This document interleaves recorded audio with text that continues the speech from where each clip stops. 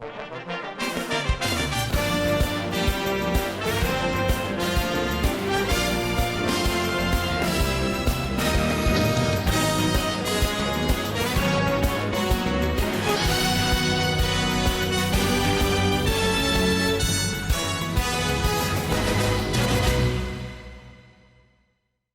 boa noite. Começa agora o programa Ideia Livre, Política e Economia, o espaço semanal que a TV Itararé oferece ao telespectador para o debate acerca dos grandes temas relacionados à política, ao mundo jurídico e à economia. Nosso entrevistado de hoje é João Ademar de Andrade Lima, professor da Unifacisa e doutor em Educação com foco em tecnologias educativas. Vamos conhecer um pouco de sua trajetória profissional.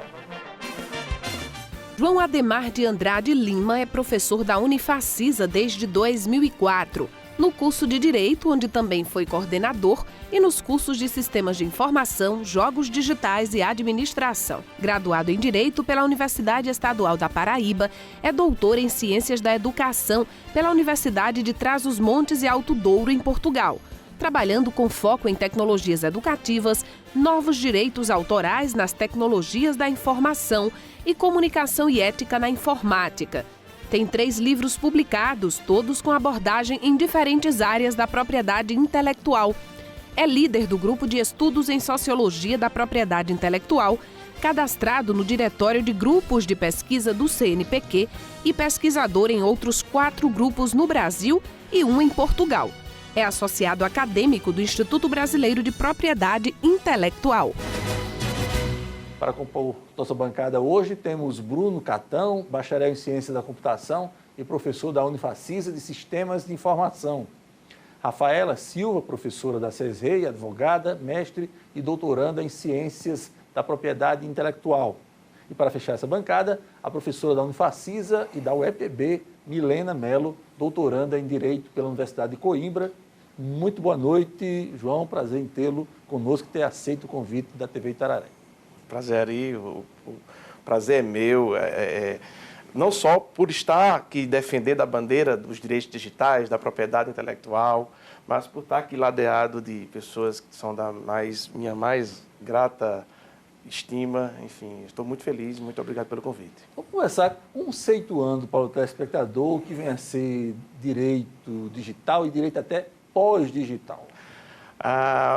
Essa terminologia digital já passou por alguns meandros, já se chamou direito das tecnologias da informação, já chamou direito virtual, ou próprio direito da internet.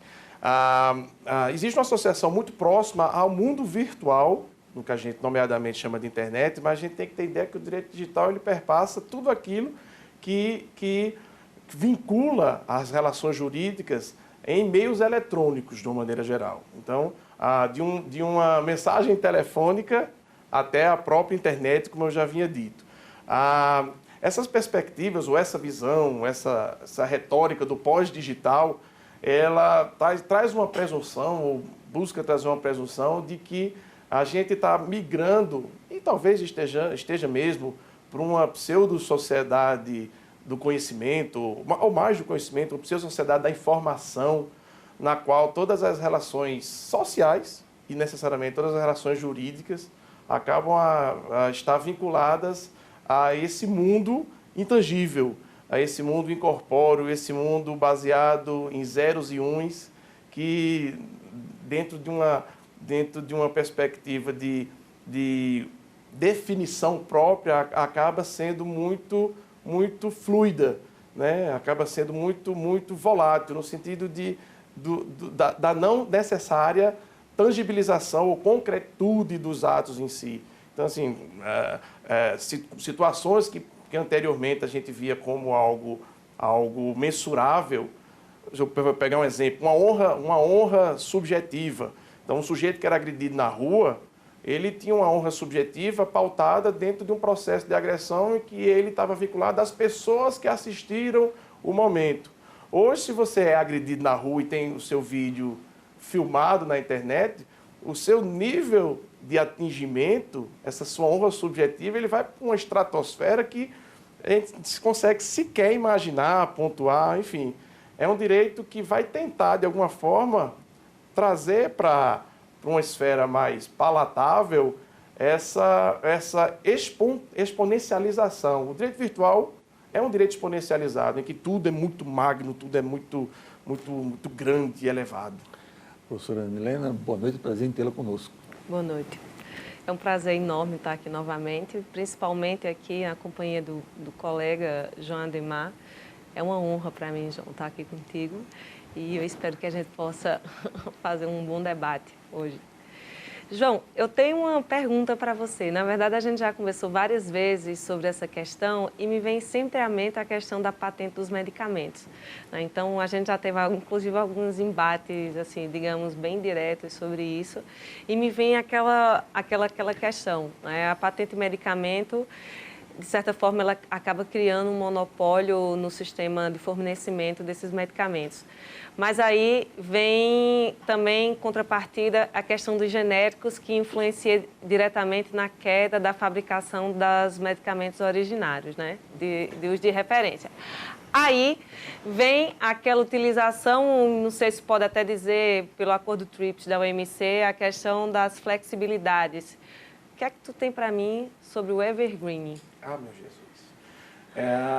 Eu acho que é o grande mal desse mundo que envolve a questão da biotecnologia, dos elementos farmacológicos. A gente já teve de tudo no Brasil. A gente já teve pipeline, a gente tem a história da anuência prévia da Anvisa. Prometem que vai ser regulamentado agora, em resolução recente, que ela vai ficar realmente presa só à questão da segurança, à saúde, e o INPI vai cuidar do que é, de fato, patente. E tem o evergreening, que é a patente segundo uso, que é extremamente aceito em várias nações, que é bem conceituado por vários doutrinadores, mas que, na minha opinião, é um processo de ruptura forte no próprio sentido da propriedade. A gente tem que imaginar que a propriedade ela atinge o fim social. Ora, se eu dou uma patente para um medicamento, na modalidade de invenção, por 20 anos, e eu simplesmente descubro que esse medicamento ele consegue funcionar para outro tipo de substância, e eu prolongo essa patente, eu não estou patenteando mais a substância, eu estou patenteando o uso da substância. Então, é como se eu colocasse dentro dos critérios de requisitos patentários, não a inovação, mas sim a capacidade dele ter uma segunda circunstância ou um segundo uso, uma segunda usabilidade, para usar o próprio termo segundo uso. Assim, para ficar claro para os colegas, a patente de segundo uso o que é? Eu tenho uma patente para uma doença X e, de repente, eu descubro que essa patente tem eficácia para a doença Y. Ora, eu patenteei foi a substância e não a usabilidade, a aplicabilidade. E aí eu descubro, anos depois, que ela tem uso para a doença outra, e eu consigo uma nova patente para essa outra doença. Minha gente, assim, me causa estranheza justamente por essa minha visão mais social da propriedade intelectual, assim como do direito digital, assim, desse mundo intangível que a gente está discutindo hoje, me causa estranheza você imaginar que é possível o Estado aditar mais prazo, quando, na verdade, o objetivo fim de uma propriedade intelectual, tudo bem, dá o retorno financeiro a quem investiu na tecnologia, mas o objetivo fim é o uso da tecnologia. Então, a tecnologia patenteável ela só se encontra, de fato, própria, no sentido de função social da propriedade, se ela atinge o sujeito que é demandante dessa tecnologia. E postergar a patente não me parece ser a característica essencial dessa perspectiva. Professora Rafaela, boa noite, prazer em tê-la conosco. Boa noite, Arimatea, Milena, Bruno, os telespectadores e João. É honroso estar aqui conversando com um dos precursores do estudo da propriedade intelectual no estado da Paraíba. E é sempre bom tomar nota disso, né? Em estudo recente, você falou, discutiu a natureza do copyleft. E aí você fala sobre a necessidade de se repensar a estrutura clássica dos direitos autorais. Você coloca o cyberespaço como um meio em si de coletivização do conhecimento em si e também de relativização obviamente, do monopólio dado ou representado pelo copyright. O Instituto da Autoria está em crise? Eu acho que o Instituto da Autoria, como ele é pensado classicamente, ele precisa estar em crise. Assim, acho que a gente precisa, se ele não está, a gente precisa gerar nele essa crise. Porque se você para pensar, qual é a função primária do direito autoral no seu surgimento? Proteger o sujeito que cria. Dotar o sujeito a capacidade de se manter a partir da sua criação, dotar o sujeito a capacidade de receber benefícios a partir da sua criação. E isso era possível, e foi possível, graças ao sujeito que atravessava isso. Então, o sujeito que era dono da cópia. Então, o copyright ele veio para proteger um pouco essa perspectiva que, dentro de uma lógica de século XIX, século XXI, de século XX, ok, mas século XXI não. Ou seja, hoje a gente tem o que o Alvin Toffler chama de prosumidor. Então, nós somos consumidores e produtores ao mesmo tempo. A gente não precisa mais dos entremeios de um sujeito, na figura de um direito de copyright, como representante legal daquilo que, de fato, é nosso. Então, o que acontece? Quando existe a perspectiva de você ter um copyleft, que todos pensam que o copyleft, professor, é um mero trocadilho do copyright. Não é. O copyleft, por trás do copyleft, tem toda uma relação simbólica, filosófica. É left porque é esquerdo, tem uma visão própria, social. E left também porque left significa deixar. Left, to leave, significa deixar. O copyleft é deixe copiar. Então, por trás dessa visão toda, o que é meu, mas não é só meu. É meu, mas é meu para os outros. Tem uma frase que eu volta e meia eu repito em aulas e eu acho interessante, que é de um romancista chamado George Bernard Shaw.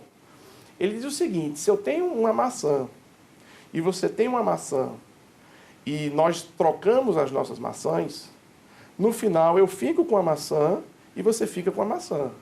Mas se eu tenho uma ideia e você tem uma ideia e nós trocamos as nossas ideias, no final cada um de nós fica com duas ideias. Então, assim, a visão do copyleft, a visão do software livre, a visão de que dos medicamentos dados ao uso coletivo, da política dos genéricos, todas as políticas e todas as circunstâncias que a gente vem discutindo, vem iniciando a discussão aqui, eles, de certa forma, eles são pontuados numa circunstância elementar, que é a circunstância do colaborativismo. Ou seja, não é o meu, é o meu, mas é o do outro também.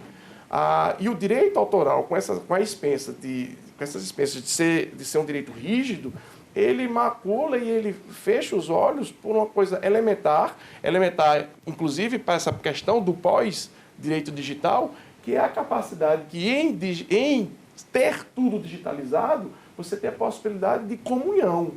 Então, assim, o Levi ele traz uma discussão interessante quando ele fala de recursos raros. Ele diz, na época dos recursos raros, se eu compro um livro, o livro está na minha estante. Então, o livro que está na minha estante não está na estante de Ari. Mas nós não estamos no tempo dos recursos raros. Eu não estou comprando um livro, eu estou comprando um direito. E se eu compro um direito, eu tenho a possibilidade de reprodução desse direito quantas vezes eu quiser.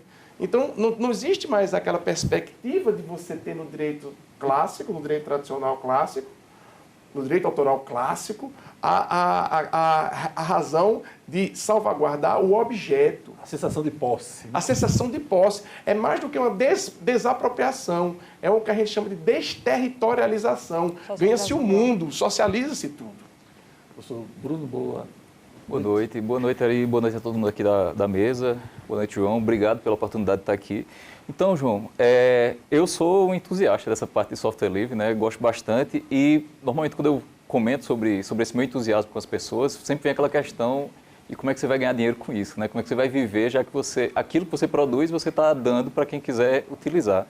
Então, você acha que oferecer software como serviço, que é uma tendência que está crescendo bastante atualmente, é uma alternativa para se ganhar dinheiro com software livre? Uma das mais variadas. Você vai no site da Canonical, que distribui o Ubuntu, Você compra de boné a mochila. Então, nós entusiastas do software livre, nós somos consumidores também desses elementos acessórios. Mas o serviço ele é elementar, até porque, sobretudo com essa tendência de cada um poder fazer o seu, a customização acaba sendo uma realidade desse direito novo, desse mundo digital novo. Minha gente, você compra um carro, na seleção do carro, você escolhe todos os elementos que vai configurar aquele carro, de modo que você tem um carro diferente dos outros. Você vai comprar uma roupa, você monta uma roupa que é única. Então, assim, isso com software também funciona. Então, na verdade, o sujeito ele não está adstrito no volume da cópia. Até porque o próprio sujeito desenvolvedor foi um sujeito que usou um open source para o seu próprio desenvolvimento. Então, assim, é como se fosse uma coisa que vai puxando realmente a outra. E cria uma filosofia, de fato, acaba sendo uma filosofia, uma prática, de que o sujeito ele não está mais adstrito no copyright ou no direito de cópia. Ele está adstrito naquela coisa singular que ele tem, que é ir lá e fazer para o sujeito devido aquela customização, aquele elemento singular que ele está demandando. Tudo bem, ele vai ter um produto estandartizado que ele vai distribuir. E nessa distribuição vai o nome dele. Então, assim, quando a gente nega o direito tradicional, quando a gente nega o direito autoral clássico, quando a gente repensa essas estruturas, a gente, na verdade, não está negando e jamais estará negando uma coisa elementar no direito, que é o direito moral do autor. O próprio software livre e as próprias licenças copyleft. Se você pegar o Creative Commons, de todas as licenças, em todas, existe a licença de atribuição. Porque o direito moral do autor ele é inalienável. Então, o sujeito que lança a mão dessa perspectiva, o que é que ele faz? Ele vai com a obra. É como um artista que coloca sua música na web e vai com a obra. É como um professor coloca seu livro na web e vai com a obra. Hoje, um dos elementos de referência curricular mais presentes, inclusive no Lattes, inclusive na plataforma Lattes, ele já puxa essa informação, são as questões das referências. A quantidade de vezes que você foi referenciado. Que você foi citado. Então, as citações, verdade, citações. Essa é a expressão. E aí, quanto mais open source você for, mais chance de ser citado você é. Então, na verdade, a coisa está sendo desenhada para essa perspectiva. Eu acho que a gente pode invocar um exemplo comezinho de como boa parte dos artistas está lidando com a questão das cópias a toque de caixa aí, que são as cópias piratas. Muitas bandas estão se antecipando e distribuindo gratuitamente os seus CDs como uma forma de instigar a degustação ao vivo daquela apresentação. Exato. E aí sim formalizar ou formatar a sua fonte de receita principal. Né? Alguns autores não gostam muito da expressão cultura livre, eu gosto. Alguns dizem, não, toda cultura é livre. Mas não é nesse sentido quando se usa a expressão cultura livre. Se usa a expressão cultura livre no sentido de que esses bens culturais, eles estão cada vez mais sendo liberados de fato. Então, assim, mas isso é um reflexo daquilo que eu estava conversando com Rafaela. É a ausência cada vez mais do atravessador. Então, o sujeito, ele a um custo marginal, porque hoje eu com um equipamento simples, relativamente simples, comparado a anos anteriores, eu consigo gravar uma música com excelente qualidade. E eu, com essa mesma facilidade de gravação, eu tenho a facilidade de distribuição. E aí, a partir dessa distribuição, eu vou fazer meu show, a partir dessa distribuição eu vou fazer presença VIP, a partir dessa minha distribuição eu vou ter outros meios para que entre a questão financeira e mais do que isso, eu vou ser remunerado, monetizado, como a gente chama, na própria rede. Então, são os próprios canais que vinculam a essas criações, sobretudo o audiovisual, ele, dependendo da quantidade de uso, o sujeito é monetizado lá, ele vive daquilo ali, necessariamente. Helena. Então, João, me preocupa, e eu também sou a favor dessa socialização. Isso aí eu tenho certeza que a gente, digamos, nós votamos nessa mesma perspectiva de socialização. Tanto a questão das obras, né, como também das invenções, dessas inovações tecnológicas. O que me dá medo, e eu não sei se você concorda, o que dá medo e que me deixa um pouco assim temerosa com a situação é que tipo de socialização é dada. Por exemplo, vamos voltar para a questão dos medicamentos? Que tipo de uso, o destino final daquilo ali? Uma coisa que me chama muita atenção na questão dos antirretrovirais aqui no Brasil, que o Brasil, aquela questão da, digamos, da licença compulsória das patentes e, enfim, que para pegar o direito de poder reproduzir e nesse meio tempo aí fizeram importação paralela por parte da Índia. Olha que dado interessante. A população, ela precisa do medicamento. Massa, o governo do Brasil é ruim, porque não dá medicamento de qualidade, isso é um absurdo, tal. Beleza. Só que é engraçado, quando esse medicamento ele foi importado para a Europa, houve bloqueio e a Europa não deixou o medicamento entrar, por quê? Por falta de qualidade. E por que que o Brasil aqui entra? Esse medicamento sem qualidade.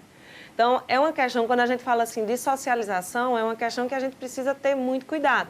Né? Eu tenho muito medo e eu não sei, de certa forma, como é que dá para a gente equalizar essa questão, harmonizar essa questão da obra em si, dessa socialização, do acesso à cultura, né? Do acesso à cultura, do acesso à saúde e do acesso a vários outros direitos fundamentais e também pegar essa perspectiva da propriedade. Pode ser um fenômeno, um efeito colateral do processo em si. A gente vê movimentos que são extremamente vanguardistas. A gente tem um movimento, se eu não me engano, é baseado na Índia também, que é o Open Source Biotechnology. Eles identificam e eles desenvolvem, eles visam, a partir de licenças open source, licenças abertas, desenvolver um agente de todo mundo que tenha acesso a essa base, medicamentos para doenças, sobretudo doenças tropicais, doença de pobre. Então, assim, que é uma iniciativa extremamente plausível. A gente já teve a construção de um automóvel em open source, o Fiat Mio. Inclusive, referência eu mesmo fiz. Então, a gente tem experiência. No caso do medicamento, você pode dizer, se você entra na base do Open Source Biotechnology, qual medicamento de fato foi desenvolvido? Não sei, eu não vi de fato o resultado. Mas necessariamente a gente tem a perspectiva. Se a importação, até porque a importação a gente sabe também que infringe as normas nacionais de propriedade industrial. Mas, enfim, se a importação, se uma vez caído a patente, ou em licença compulsória, eu tenho condição de ter a importação, por que não? O problema, e aí é um arrazoado que os especialistas saberão dizer, é a matéria-prima feita para a obtenção daquele princípio ativo. Então, o problema não está necessariamente na metodologia de recepção via licença compulsória de um medicamento posto ao uso coletivo, mas no uso das substâncias que vão gerar aquela terceira substância. Então, assim, talvez a culpa não seja da API, ou do sistema de IPI, até porque a licença compulsória é um sistema extremamente interessante dentro dessa perspectiva de função social. Talvez a culpa esteja para além da API, esteja na tecnologia, em quem utiliza, quem né? aplica. Exatamente. Rafaela. João, nós temos os criadores de conteúdo, como você mesmo já falou. Nós, pessoas comuns, os artistas e outros criadores, hoje têm todo o acesso, toda a liberdade de criar conteúdos e disponibilizar. E nós temos as plataformas que disponibilizam efetivamente conteúdos, como filmes, música, né? A gente citou aqui Spotify, o Pirate Bay recentemente recebeu uma condenação, foi condenado a pagar quase $500 milhão por disponibilizar ao público aquelas obras protegidas, obviamente, do direito autoral.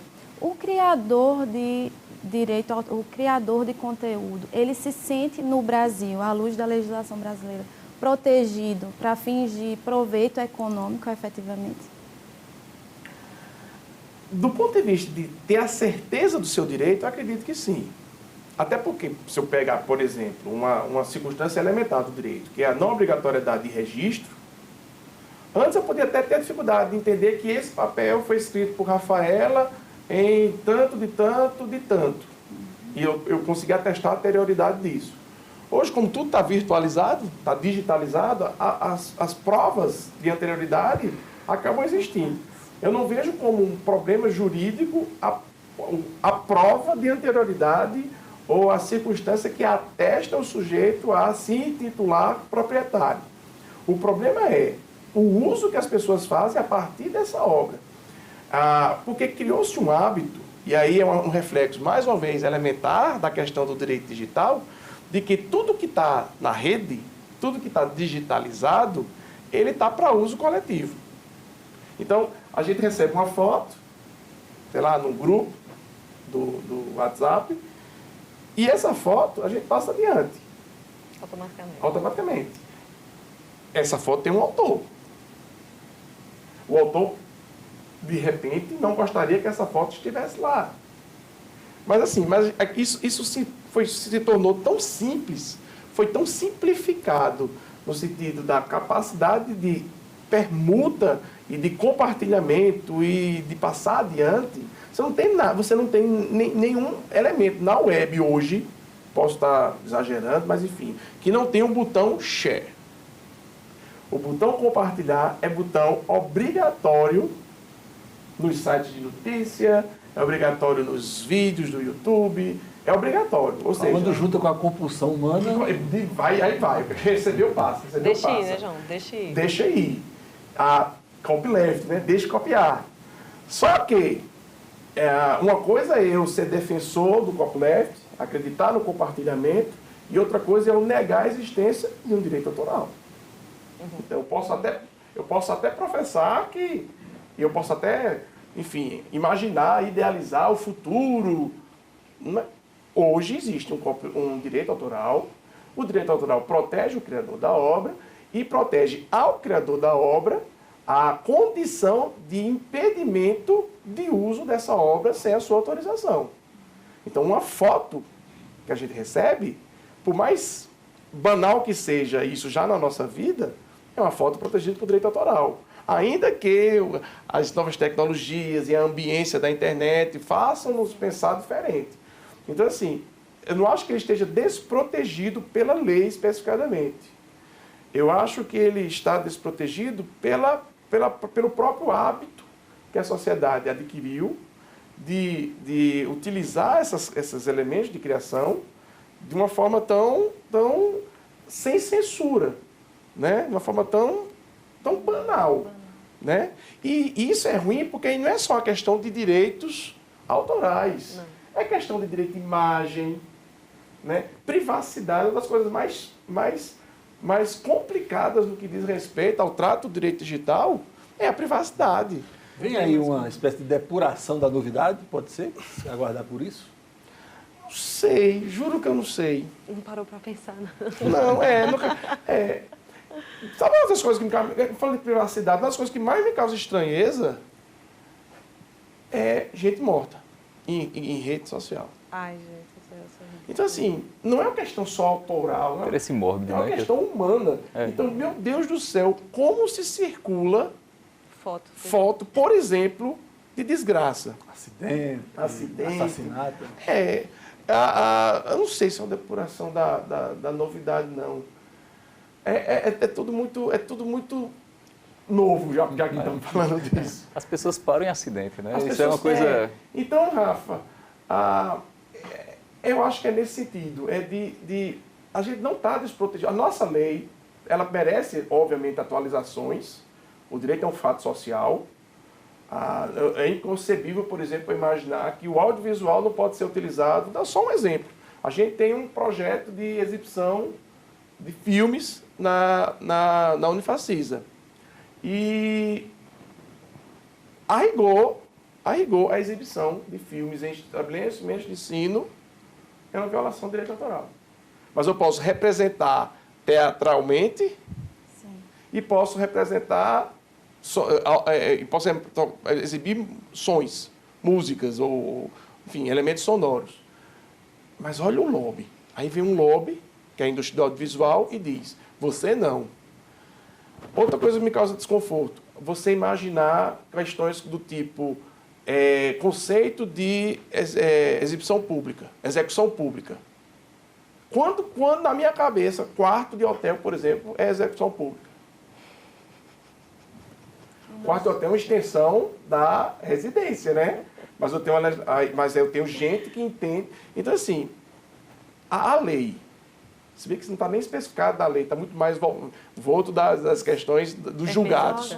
Os órgãos, arrecadação, né? Clínicas, mas eu acho que é isso, assim, não é lei.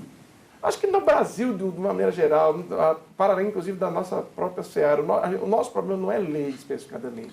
É a exponencialização, nesse caso, a exponencialização de tudo isso. Também não é lei, mas é uma recomendação que eu tenho que fazer um intervalo agora. Daqui a pouco a gente continua conversando com o professor sobre os direitos, esse mundo novo do direito digital e pós-digital. Até já.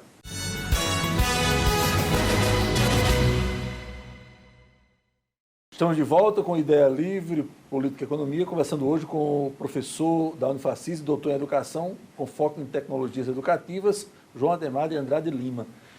Eu queria começar esse bloco perguntando, pessoalmente, no geral, os operadores do direito, particularmente integrantes do Ministério Público e do Judiciário, estão minimamente capacitados para arbitrar esse novo mundo? Sinceramente, não.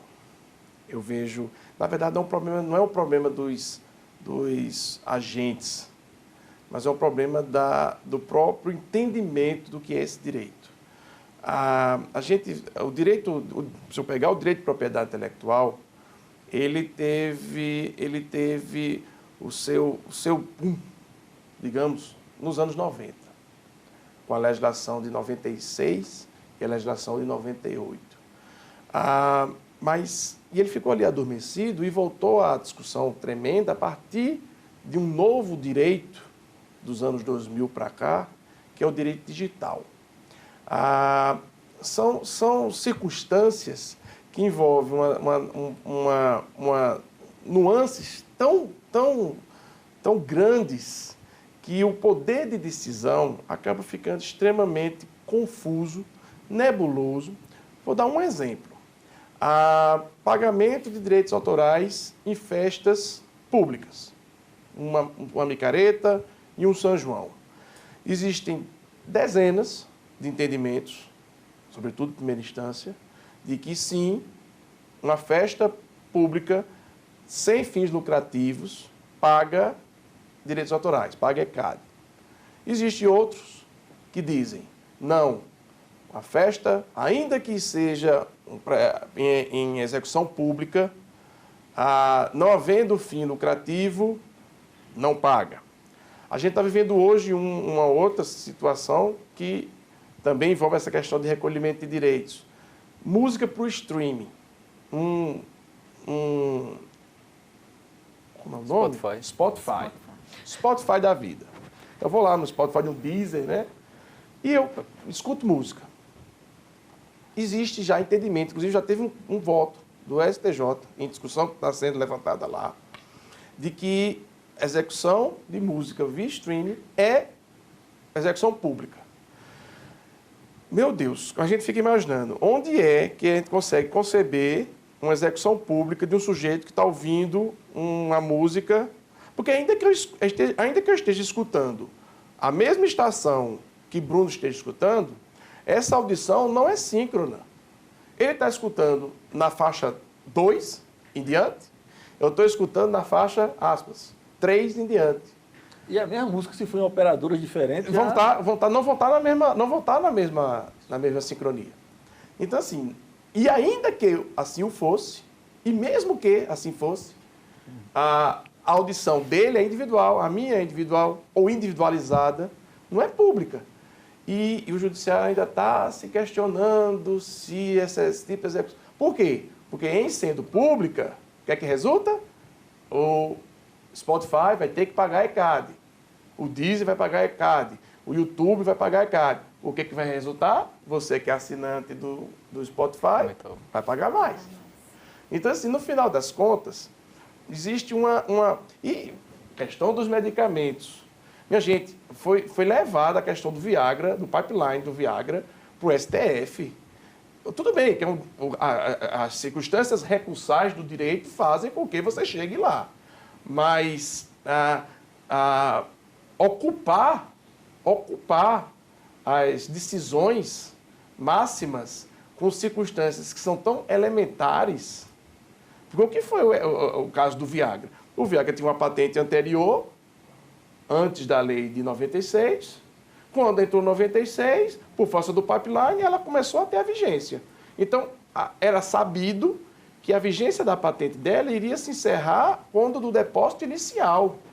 E ela ficou caladinha. Ficou calada. Caladinha. Ficou calada. E o pior não foi isso. O pior foi porque houve esse embate, foi parar na OMC, e aí quando vem com a medida, aí chega assim, poxa, Brasil, mas você...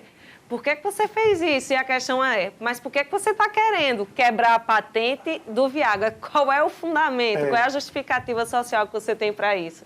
Né? Aí depois descobriram, de fato, que já tinha... Exatamente. Ou seja, então são situações que vão sendo somadas que caracterizam uma coisa elementar. Sabe-se ainda muito pouco sobre isso. Isso vem sendo mudado. Os cursos de graduação já estão inserindo essa disciplina nas suas grades. Os programas de pós-graduação já estão abrindo os olhos a receberem dissertações e teses que abordam essa questão. Então, vem sendo construído uma base científica muito boa para que isso tente ser um fator minimizante, né, no futuro. Desculpa. Não. Eu acho até, João, que tem a questão que fica bem evidenciado, a questão do próprio direito ao desenvolvimento, né? Então, eles acabam não pegando a questão em si da propriedade intelectual, mas eles acabam fundindo essa questão com o desenvolvimento, então eles conseguem muito aplicar o direito, tendo por base essa questão de desenvolvimento. É conhecer a importância da temática.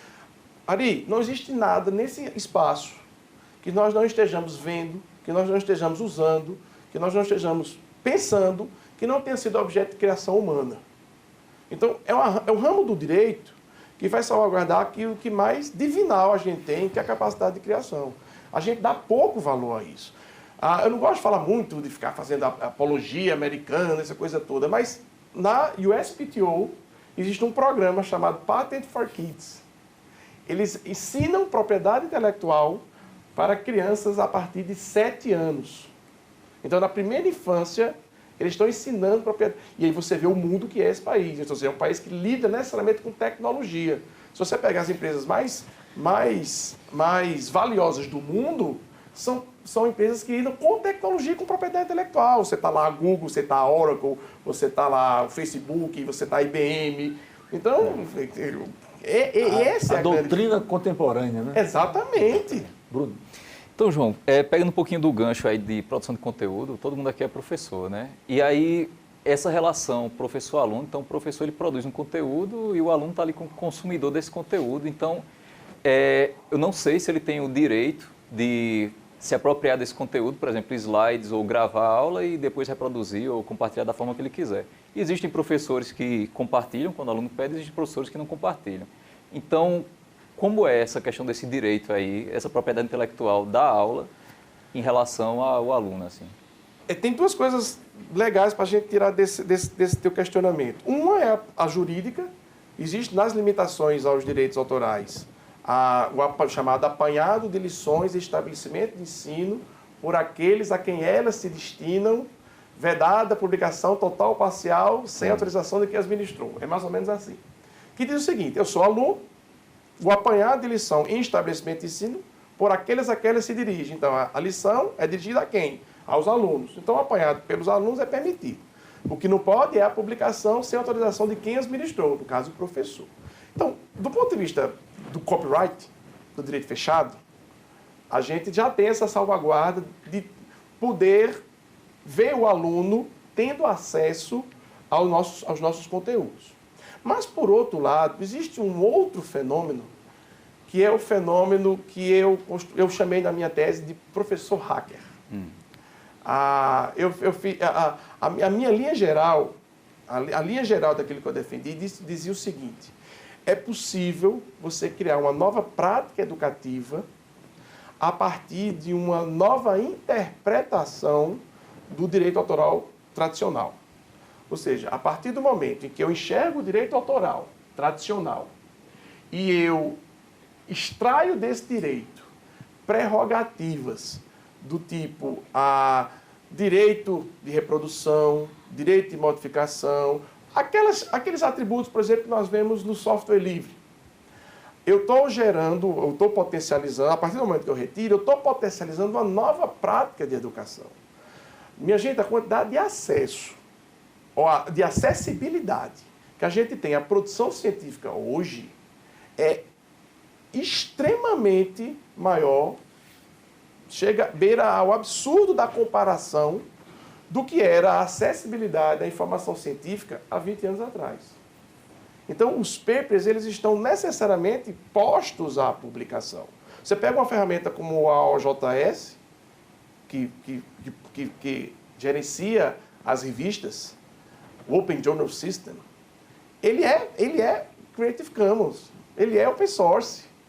Então, assim, você tem a possibilidade de ter acesso. As bibliotecas são infinitas. Então, assim, nessa perspectiva, muda uma segunda lógica. Por quê? A questão do professor hacker que eu falei. Hacker não no sentido pejorativo, mas hacker no sentido de experto. Hacker no sentido do sujeito detentor de uma expertise que outros não têm, os outros em formação ainda não têm, e que o torna mentor ou gerenciador dessa capacidade de acesso. Então, é o professor que, por si só, coloca os seus livros na internet, é o professor que faz questão de colocar os seus escritos, que faz questão de colocar suas aulas. Por quê? Porque a visão dele não é a visão do conhecimento para ele, é a visão do conhecimento compartilhado. Então, assim, e mais do que tudo, é a assunção de uma coisa fundamental.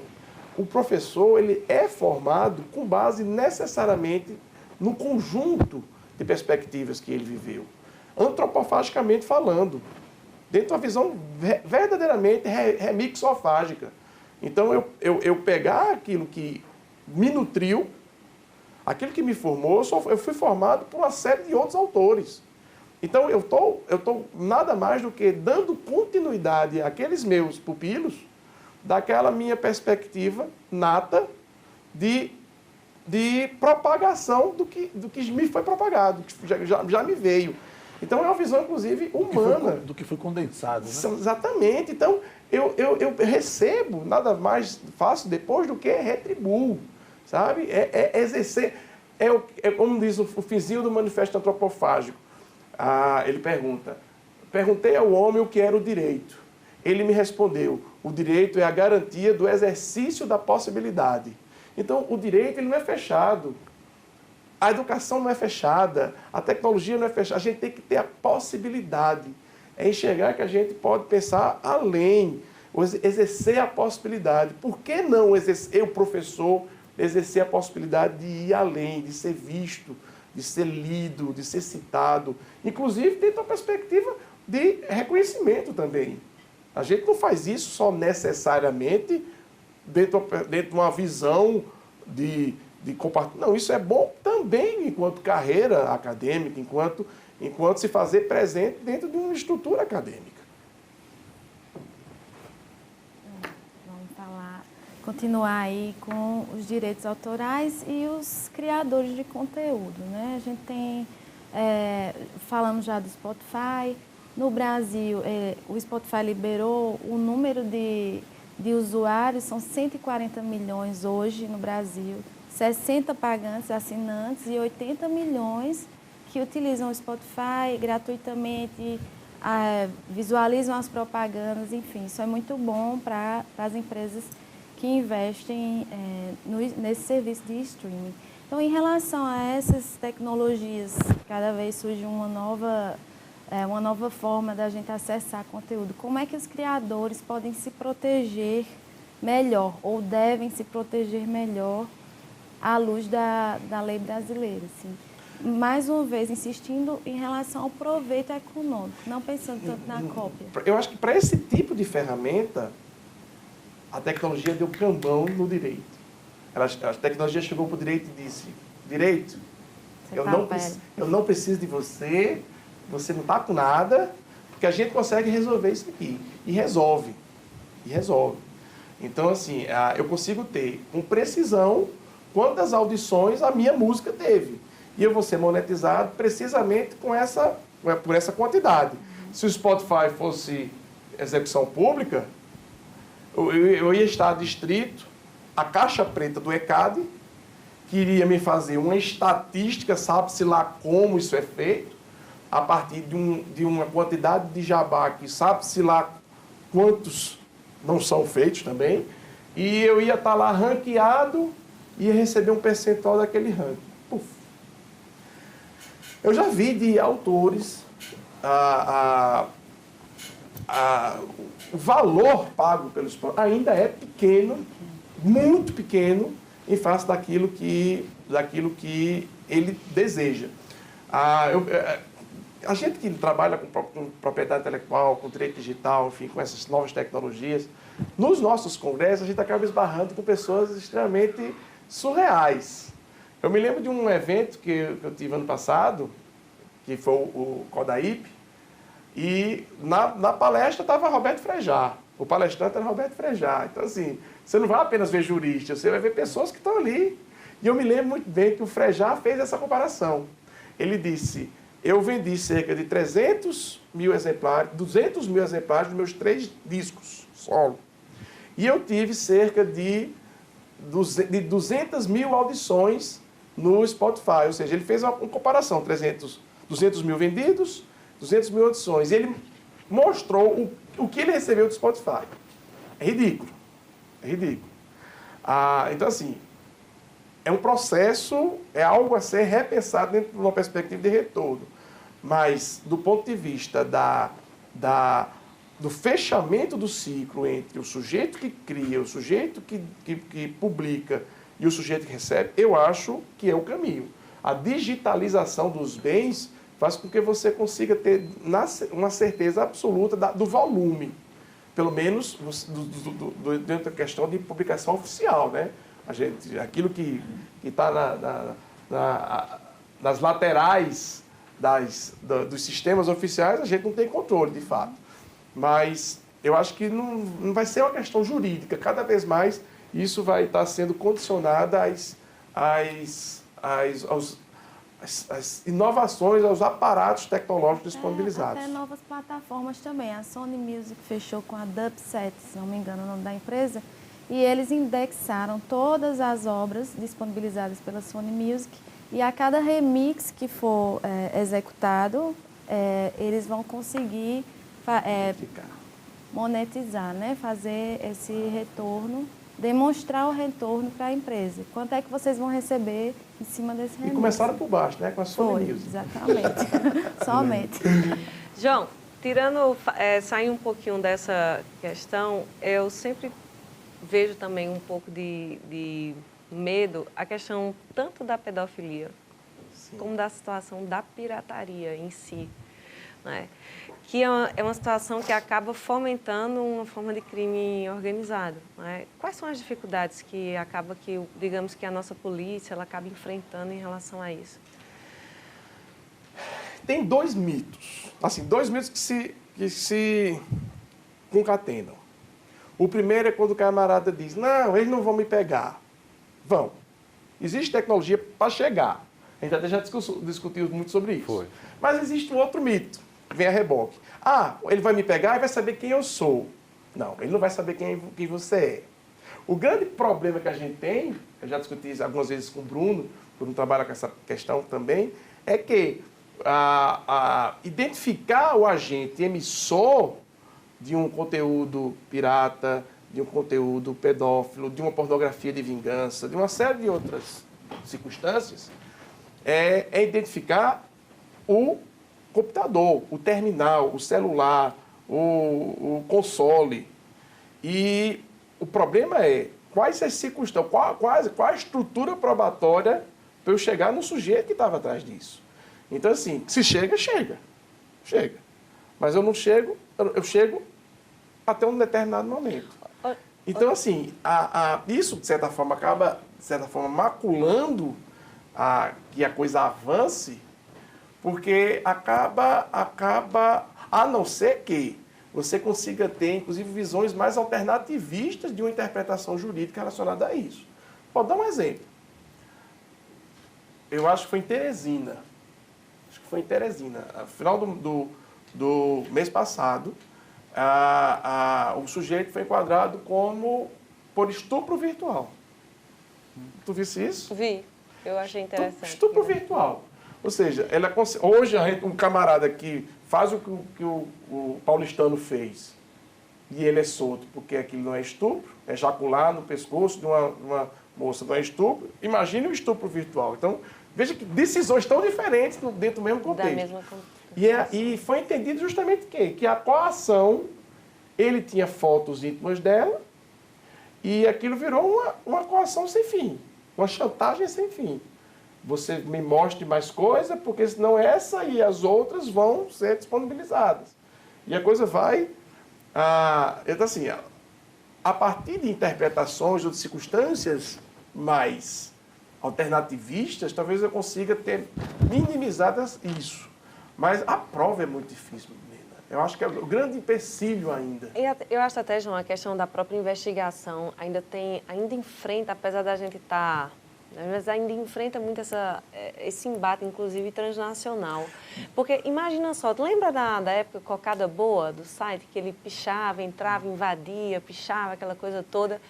E eles acabam, digamos, sendo localizados em provedores fora, tem coisa, então... O próprio Pirate Bay, a Rafaela comentou da multa, que não vai ser paga.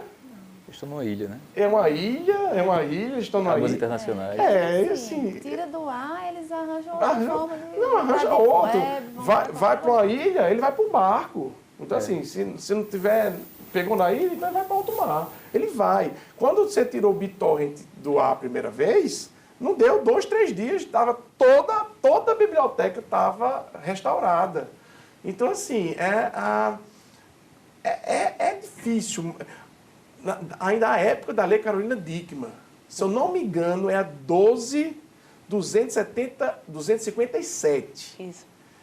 Que diz, não, então é 12.255, anterior, que diz que a Polícia Judiciária, 6 meses, a lei diz assim, se eu não me engano é essa lei, a Polícia Judiciária, em 6 meses, a Polícia Judiciária tem que estar capacitada para a resolução de crimes que envolvem... Informática. Né? Quando o juiz... Nunca na galáxia. A base do nosso direito são códigos, compilação de leis, o famoso direito positivado.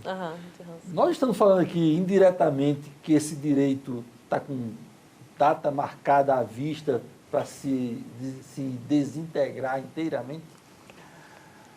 Acho que Kelsen, por mais que diga que Kelsen matou a ciência do direito, Kelsen não matou a ciência do direito. A gente precisa da norma menos exegese e mais hermenêutica, sabe? É pensar que eu posso aditar uma relação interpretativa que não necessariamente aquilo que está posto. Então, nesse caso, os nossos tribunais estão sendo para lá de pródigos, né? É porque é muito difícil. Deixa eu dar um exemplo. Há uns 3, 4 anos atrás, no Rio Grande do Sul, o Ministério Público denunciou um sujeito que vendia DVD pirata, DVD nas ruas. Aí o juiz não recepcionou. E ele fundamentou com base no princípio da adequação social. Ou seja, aquele princípio que diz que o hábito, né, a forma como... Foi o que aconteceu. Necessariamente o tribunal reformulou. Os tribunais eles têm que ter essa perspectiva mais positivista. Isso é uma decisão de um juiz singular, que está querendo ali, de certa forma, despertar a discussão, dizer assim, minha gente, a gente precisa rever isso. Repensar, né? Repensar. Os tribunais, aí chega no tribunal, chegou no TJ, reformulou.